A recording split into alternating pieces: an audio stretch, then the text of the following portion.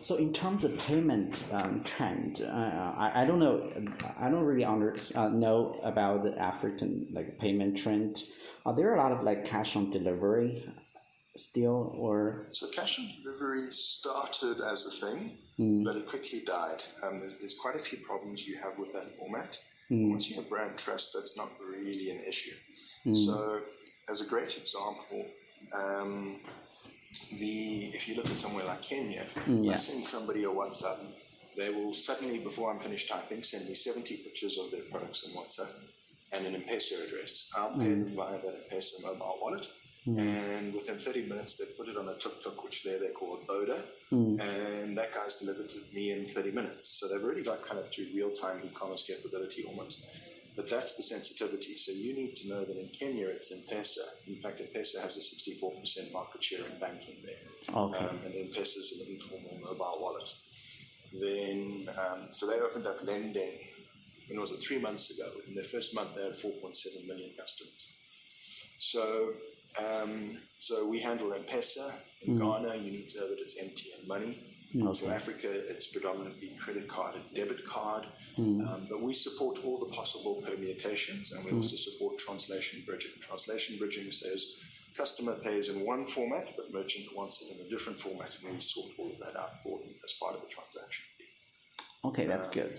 So that becomes a really easy thing. So, okay. But right now, preference is credit card, debit card, and mobile money. Okay, so I want to ask you a personal question that why do you decided I want to hear about your story about like start this company and why did you do this business and what support you, what drives you to do the business? Okay, so to do that we have to go back 20 years. Okay. 20 years ago, I tried to do this business, and I said to people, hey, website design patterns are pretty predictable. You should be able to pick a template, easy website builder, like a WordPress or a Shopify, long before there was a WordPress or a Shopify. And people looked at me like I was crazy. And then I went off to MTN, and I got a deal with them. And then, at that point in time, no one would believe that that such a thing was possible. So I said, okay, fine. I gave up because when you're 20, your self-esteem isn't fantastic. And then I waited. And then about 4 years ago, I took a look at the state of play. Thought this stuff still isn't that hard. It isn't that particularly good or particularly welcome. I built a prototype on my own. Showed it to some friends at Google, showed it to some friends at Microsoft who I know would be very critical. They said it was good and that I should do it. And once the hardest people I know said we could do it, that was the starting point. And then I looked at our market and I saw both this market and 3 years ago the Southeast Asian market. There was an absolute market for a place where people could simply load goods and sell them.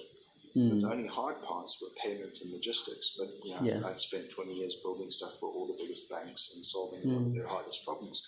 So we'd already solved all those problems. So everything everyone else saw as a problem, we saw as easy, and we'd already figured out a way to create a management merchant. So it just made sense. And then personally, I've always believed that e-commerce and logistics was going to be a great market. And, over time, I think my timing was way too early back in the day, but now I think timing has proved out well.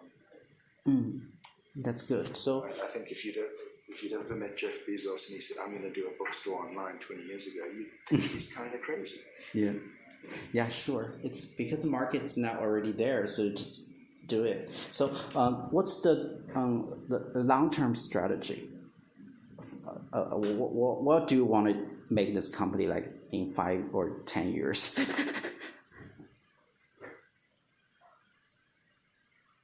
Hello? Oh?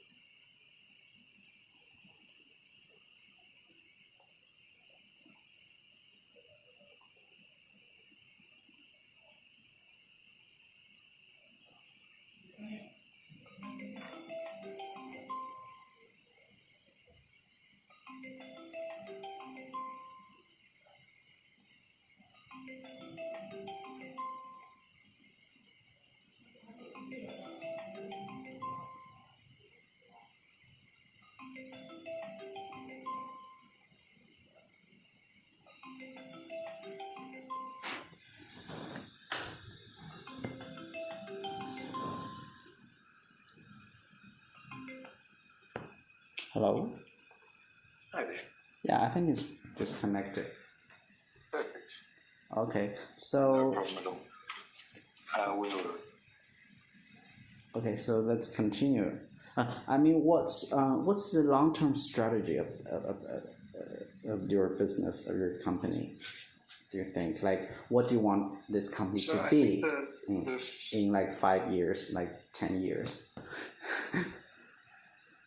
So let's go 3, 5, 10. And Okay. 3, we'd be the largest e-commerce provider and enabler platform in Africa. Okay. And we'd be moving into Southeast Asia kind of by year 2 and trying to establish the same narrative in Indonesia. Okay. And we're basically going everywhere where Shopify is not. We want to take the market absolutely with the same strategy we've got now. If you look at right now, we've pre-sold every major mobile provider, every major bank. We know that once we have the capital from this round, we can go turn around to those customers and say, yes, let's put on 3 million merchants immediately. And that makes us bigger than Shopify, which makes us hard to compete with, especially at price. Within 5 years, we established the narrative is that we are the leading platform for e-commerce in emerging markets, which will be the only desirable markets left. At that point, we're in a very strong conversation to do 2 things. One is to consolidate those markets into our own marketplaces, like an Etsy, like an Amazon. Okay. But also 2, to execute our stuff as plugins. You're now wanting to come to Africa, you want universal payment, you want universal logistics. Why not just use our plugin? So you can use our plugin in Shopify, WordPress, whatever you're doing. Okay. And even Microsoft has come to us and said, we want to do something similar for the whole of Africa. At that point, the very compelling conversation, year 5 towards year 10, is to say, let's trade sell this business to someone bigger, an Alipay, an Alibaba, a Shopify. Shopify is growing at $1 billion a month. Yes. So by the time we're done 5 years down the line, they're an $80 billion business. If we say within year 5 we want to sell them, but hey, we'll give them a discount, 30 billion, 40 billion will go away to give you the next biggest market you want to Shopify. You'll say yes. So it's really about how do we create and maximize the value for a 5 to 6 year exit conversation. Okay. Got it. So how many staffs do you have now in your company now? And what are the function? Right now, 12 of us. I've kept it very lean, very light. We do a lot of services business for banks and e-commerce and payments, all that kind of stuff to keep us going. But the goal now is to take in capital, ramp up the team, and bear in mind because we're an orchestrator, not a creator. We don't need a big team. When Shopify listed at $1 billion, they only had 30 people on the team. So what I'm really looking to ramp up is marketing, a little bit of technical, and mainly support so we can give great quality of service to our customers. Okay. So how many staffs do we have now? 12. Okay. So Not huge. yeah, it's pretty. Oh, okay. So what are so there's a running joke. I'm Scottish, and Scottish people are known for being very, very cheap. Yes. So I don't spend money if I don't have to. Okay. Who are the key management team? So right now, I think the important people, aside from myself, we've got Stephen, who was responsible for bringing in the Safaricom deal, Masoko. Stephen's the ex-managing director at Google. So he's on a part-time basis, and he just brings in big deals. We've got Mabin. Mabin's the ex-head of architecture for KPMG in our country. And he's really responsible for the normal CTO functions he's taken over from myself. Lionel is our lead integrator. He's really great at just that, all these different aggregations, all these different payment things we have. He's ex-Microsoft. Alice is our UX princess. She's incredibly good.